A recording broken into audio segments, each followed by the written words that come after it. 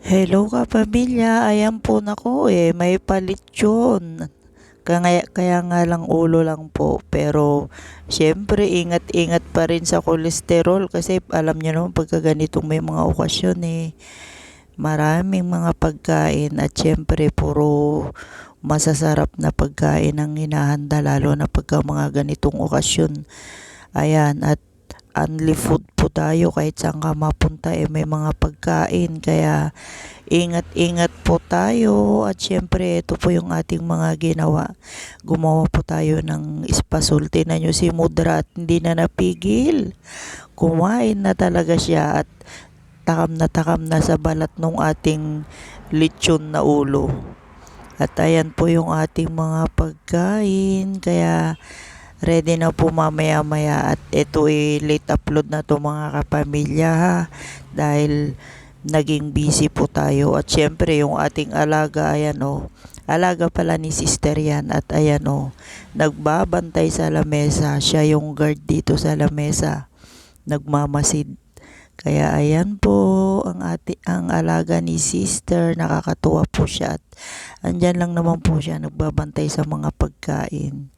Ayan, at syempre para sa atin malapit na po yung New Year kaya mag-ready na po tayo.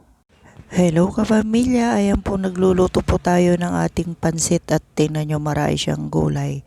Mas masarap kasi pagka maraming gulay yung ating pansit at eto naman masarap ito pagka ganitong may mga okasyon.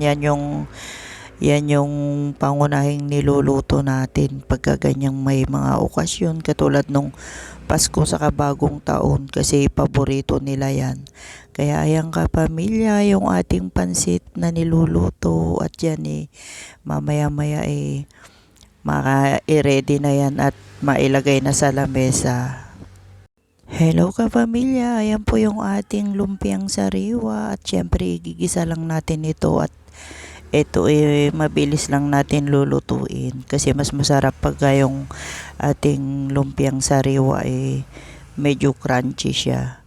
At ayan mga kapamilya, ito napakabilis lang itong gawin at yung balat naman nito nailuto na natin kaya ayan at igigisa lang natin to sandali. Napakabilis lang nitong lutuin at ito po alam nyo naman mga kapamilya, syempre basta gulay healthy po yan kaya tayo na yung gumawa nung balat niya at eto niluto rin natin tong ating gulay para mamaya-maya ma-ready na natin. Yan po yung ating lumpiang sariwat. Ito'y masarap at syempre marami nga tayong carrots kaya ayan dinagdagan natin ng carrots kasi baka masayang lang.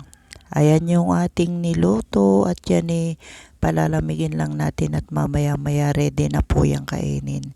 At meron na rin tayo nagawang pangbalot.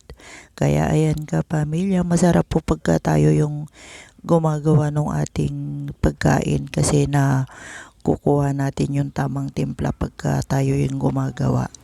Kaya ayan kapamilya, may healthy food na naman po tayo at fresh gulay.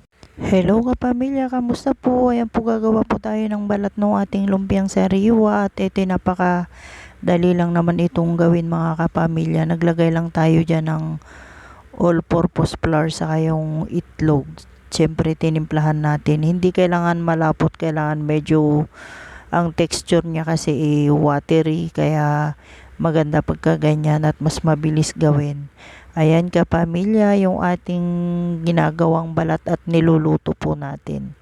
Ayan, kasi pag gumagawa tayo ng lumpiang sariwa kapamilya, tayo na yung gumagawa ng balat ng ating lumpiang sariwa para mas ma-achieve natin yung tamang lasa nung ginagawa nating balat. At mas maganda po pag tayo po yung gumagawa ng balat ng ating lumpiang sariwa para at least alam natin na healthy yung ating ginagawang balat ng lumpiang sariwa.